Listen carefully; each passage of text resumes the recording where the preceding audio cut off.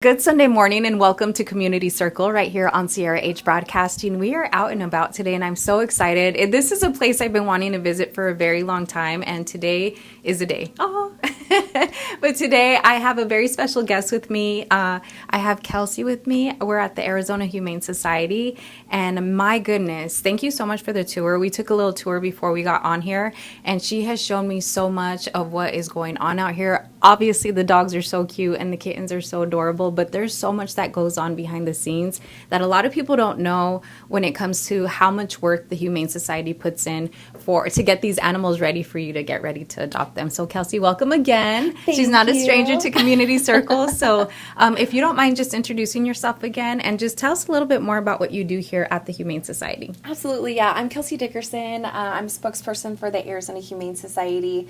And really what we do is we play a really niche role in the Valley. So we care for more than 24,000 sick, injured, and abused pets every year.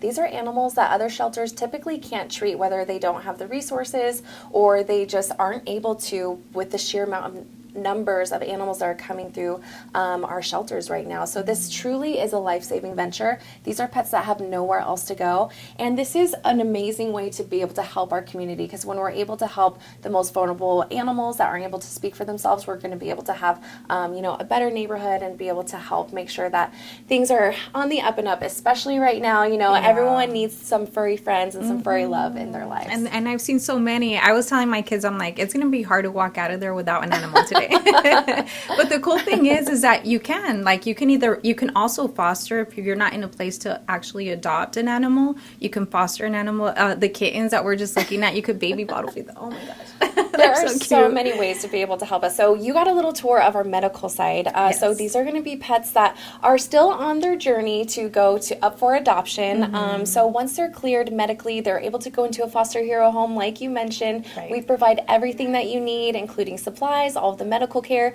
and you have the first right of refusal for adoption, which is absolutely amazing. But of course, too, this is a great alternative to adopting. So if you're like, I don't know if I can have an animal in my life right now, maybe I don't have the space, maybe the schedule just doesn't work out. Right. We have so many different types of animals, different types of cases, so it's a wonderful way to be able to help expand the walls of our shelter. Right. Like I mentioned, we've had so many animals come through our doors.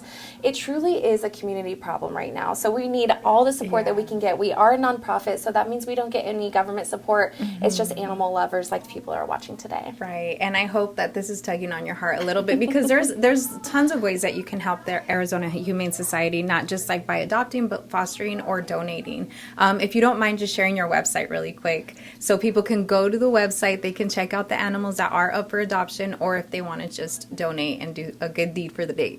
Absolutely, yes. So if you're interested in adopting, fostering, donating, volunteering, anything helps. Even just $1 feeds an animal for a day. So you can visit azhumane.org to be able to feed, or to be able to see all the different ways that you can help and to ensure that our pets are able to be saved, and even more pets in our community are able to be saved as well. And there are so many, like you were talking about, so many cute animals back here. But I was hoping that you could walk us through the process that you walked me when we first walked in. So like if someone does bring in an animal that they no longer can care for, or they find an animal out, what is the process that an animal goes through before they get ready for adoption? Absolutely. So like I mentioned, we do care for the sick, injured, and abused pets. So if a Good Samaritan finds an animal, they can bring them through our animal assistance department. If someone is looking for a lost animal that they think might be at the Arizona Humane Society, we do have a lost pet coordinator to be able to help get them back in their loving homes and out of the shelter. We also have cruelty investigators and emergency animal medical technicians that work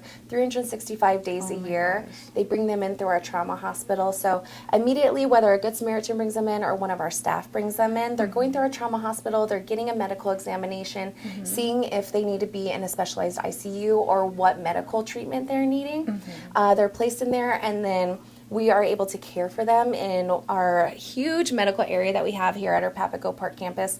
Or if they're healthy, they might go to another shelter that specializes in healthy animals, or they might go into a foster home if they need some extended stay and extended medications or behavioral support. So it is definitely a huge undertaking. There's so many different moving pieces, but we couldn't do it without our community, and we couldn't do it without our amazing frontline staff as well. Amazing. Awesome. You have to come through and check it out. I mean, I can't believe that it took me this long to come and visit, but thanks to Brad, our camera guy here at Sierra H Broadcasting and Relationship Study has with you, because that's another huge role, is the relationships that you build here in the community to be able to get more help and spread the word, right? So what's your favorite part about working here? Because you've been here a while, huh?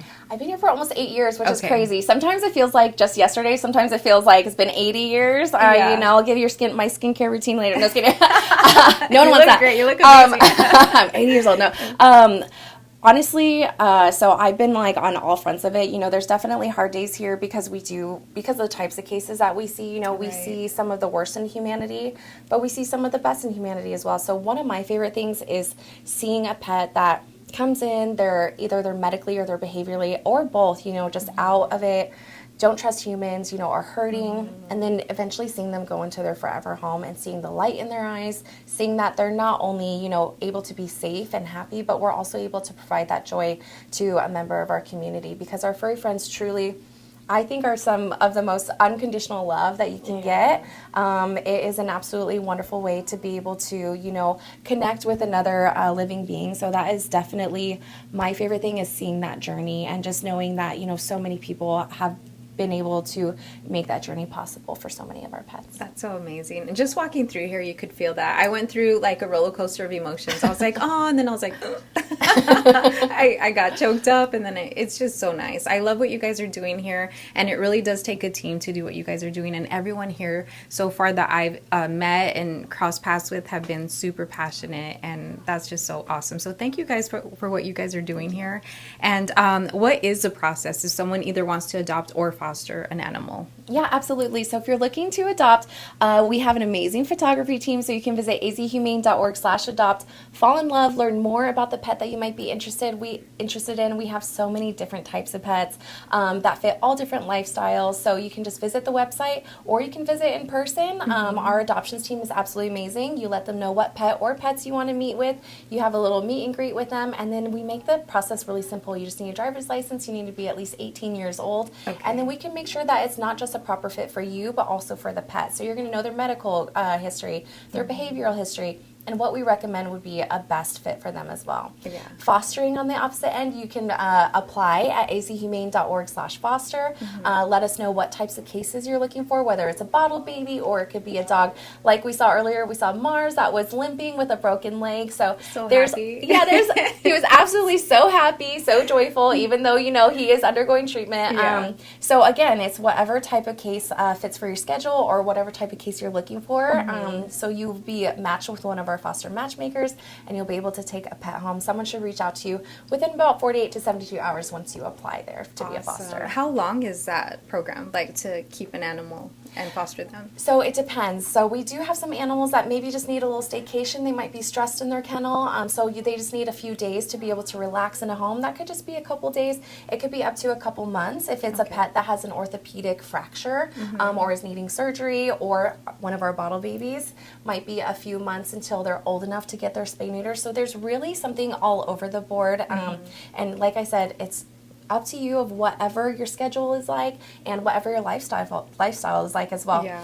I wouldn't be able to do bottle babies because I'm not going to be able to feed them every 3 to 4 hours. But there are a lot of people out there that are, and it truly is a life-saving venture no matter what type of pet you bring in. Yeah, my friend does that, and it's just her and her son, and they enjoy it. But she did mention it could be a lot of work if you have a busy lifestyle, so just keep that in mind. But it's also fun for the whole family as well. It teaches is. responsibility. It teaches compassion. Absolutely. And like I said, it's a great way to get your furry friend fix if you can't permanently add to your family. I love it so much. We are out here at the Arizona Humane Society. Go to our website too, mega1043.com, so you can get more details, and go to the website, your guys' website. I know you gave it a couple of times, so give it one more time just in case. azhumane.org. Alrighty, thank you so Thank much. you. You're always a treat. Thank you for the tour.